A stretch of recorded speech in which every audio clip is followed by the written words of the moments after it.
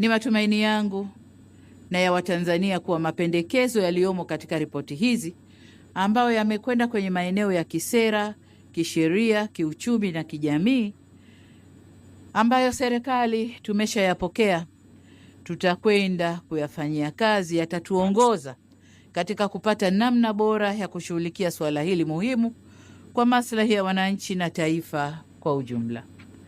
Ndugu wa Tanzania wenzangu, niwahakikishie wananchi wa Ngorongoro kwamba serikali itaendelea kushirikiana nanyi katika hatua zote za utekelezaji wa mapendekezo yaliyotolewa na tume hizi mbili kwa mustakabali wa eneo hili na ustawi wa wananchi kwa ujumla.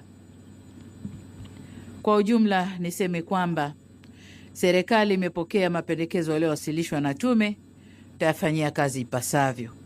Kwa mantiki hiyo, ninaielekeza kama tume mojawapo ilivyopendekeza kwamba ofisi ya waziri mkuu isimamie utekelezaji wa mapendekezo haya.